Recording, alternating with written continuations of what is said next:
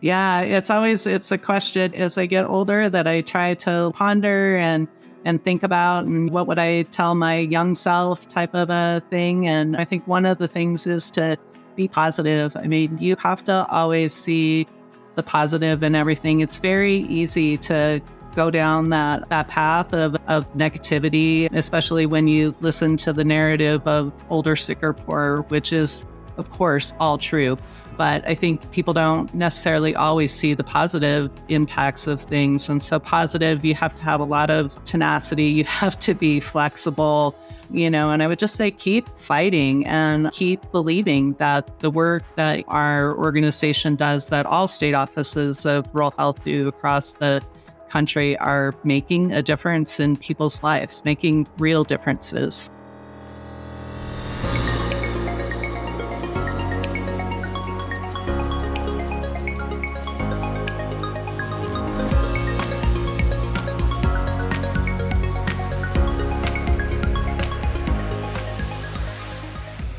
Hello, and welcome to a very special Rural Impact Extra episode honoring women who impact in recognition of National Rural Health Day, which, of course, is the third Thursday of November every year.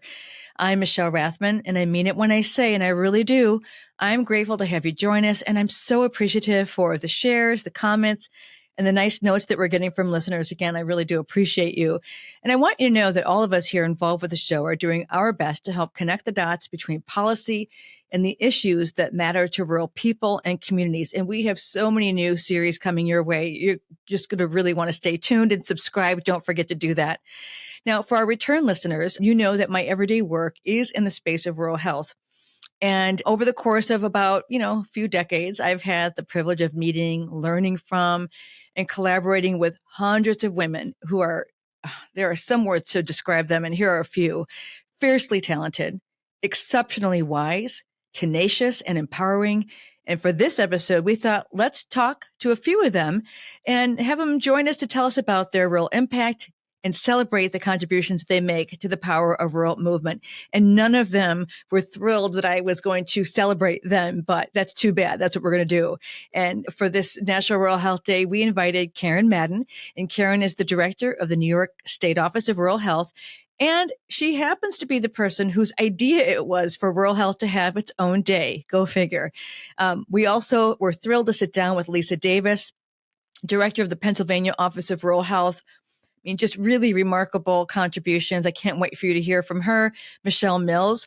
Michelle is the Chief Executive Officer of the Colorado Rural Health Center. Very unique Office of Rural Health. I can't wait for you to learn more about her. And I also want to let you know that Michelle is a very dear friend of mine. And finally, another mega star in this field. I got to sit down with Alana Knudsen, and Alana is the director of the Nork Walsh Center for Rural Health Analysis.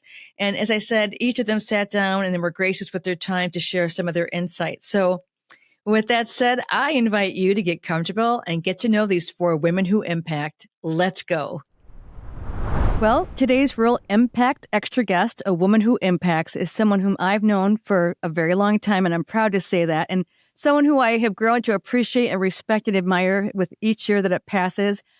Michelle Mills is the CEO of the Colorado Rural Health Center, one of only a few independent nonprofit state offices of rural health. And I hope that you get curious about what the state offices of rural health do now that we're doing this special feature in recognition of National Rural Health Day. Michelle's leadership and support of rural hospitals and clinics around the state is just beyond critical. And her deep commitment to rural health at the federal level is remarkable as well. Other titles Michelle holds includes the National Rural Health Association Board Secretary and Government Affairs Committee Lead, National Advisory Committee on Rural Health and Human Services Committee member, also, of course, a stakeholder for the National Organization of State Offices of Rural Health. And you could be exhausted because the list goes on and on and on. But Michelle's other story, there's much more to be told. And with that, is truly a privilege to have you join me today for this Rural Impact Extra conversation. Michelle Mills, welcome. Thank you so much for being with us.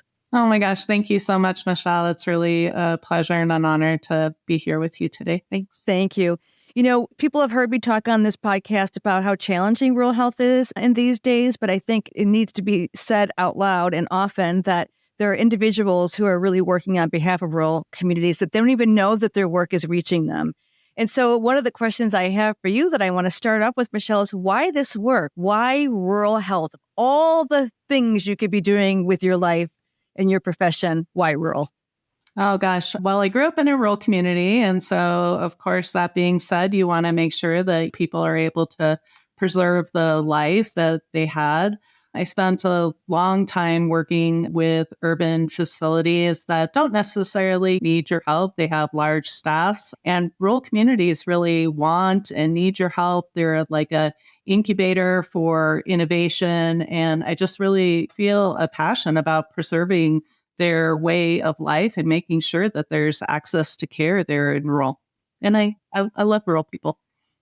Yeah, you have a quite the geography of your rural landscape looks different than someone who might be serving in the Northeast or the South. I mean, Colorado is a big state. And when you do, I know you do these tours and you're able to visit many of the locations. I envy you for that. But when you see the work, and I think about our conversations during the time of the start of the pandemic, and we spent time together, and so much of your work for the last 3 years has been responsive and then proactive around this pandemic and the impact on rural hospitals. So tell me a little bit about how you feel when you see the impact of your work and that of your team, because I know you're the first to say there is no way you do this alone. You've got a mighty force behind you.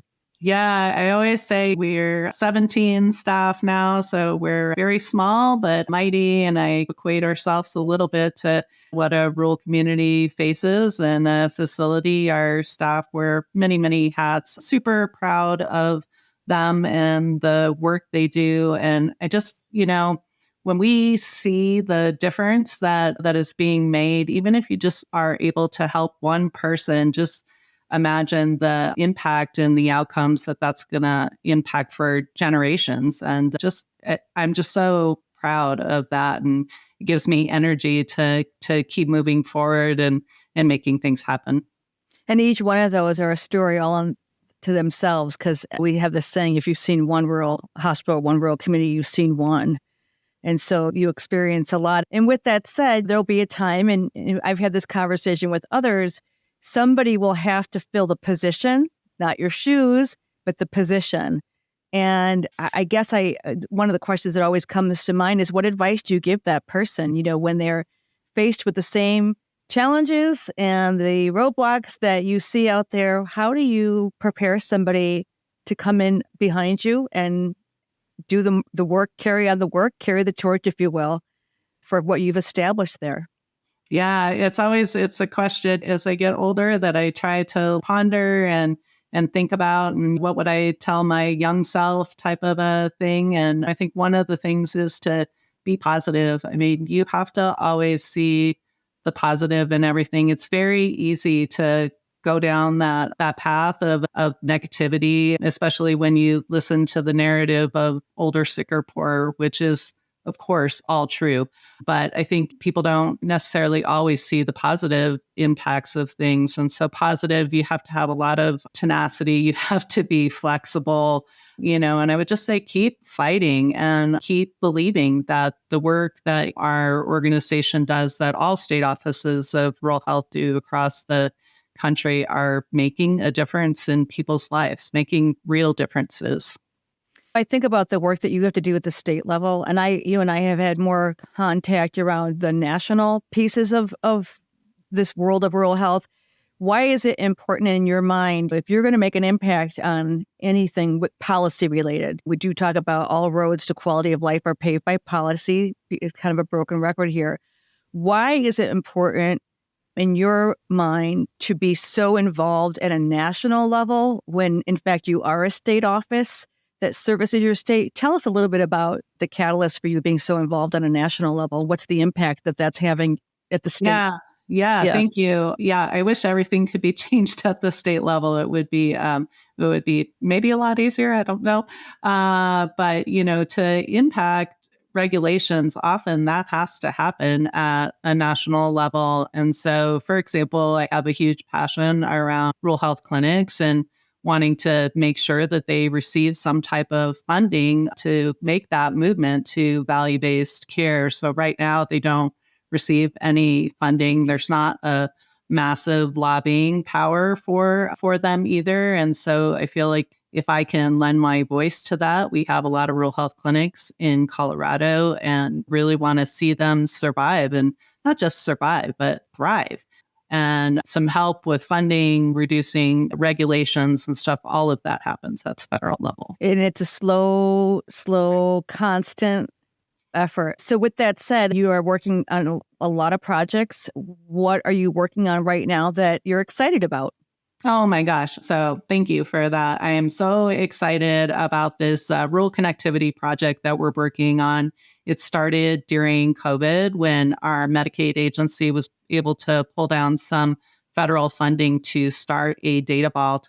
And so in this data vault, we're gathering all payer claims data, we're gathering information from the Health Information Exchange and putting it into dashboards that can be usable data for our rural facilities, both hospitals and clinics, to make and cause change. And importantly, it includes technical assistance, really recognizing that they don't have large staffs, they don't have huge amounts of time to interpret data to cause change.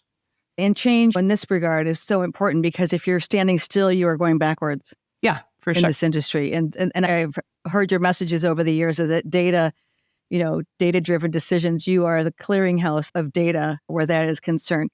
Okay, Michelle, so you have a lot to look around and be inspired by just by the landscape. I've been to your beautiful state many times, but I'm going to ask you to complete this sentence. I am inspired by.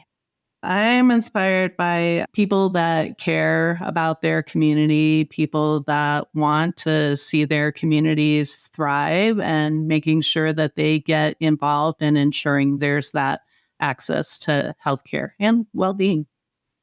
Okay. And then lastly, for National Rural Health Day this year, what are your plans? I know you always have something up your sleeve. What are you guys doing this year in Colorado? Yeah, so we always make a visit down to a local facility and try to celebrate with them. So we bring in cupcakes or cookies or something like that that helps in join the community and really recognizing what the facility is doing. So we take a team of us down there and it's a lot of fun. Unless it snows, then that's not a lot of fun. And then it's a virtual fun. Yeah, and that's really real, but that's okay. So that's what we're doing this year. And of course, we'll put out social media and things of that nature to celebrate as well.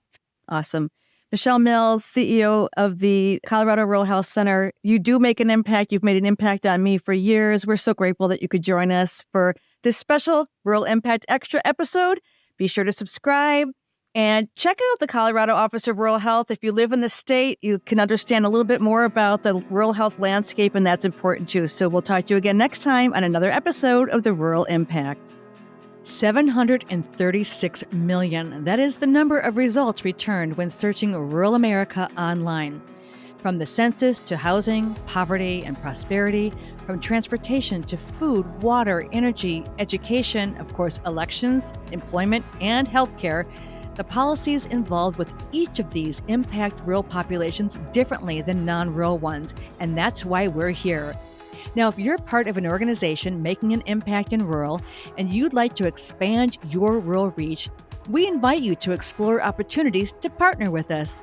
Your support not only helps us conduct and share important conversations about the issues impacting over 60 million rural lives, but will also help you engage people, communities, and rural-serving organizations that you want to connect with. Explore the opportunities to expand your rural reach. Visit us at theruralimpact.com. That's theruralimpact.com, and look for our partner opportunities page. And be sure to subscribe on Apple, Google, Spotify, or YouTube. Let's keep it rural and make an impact together.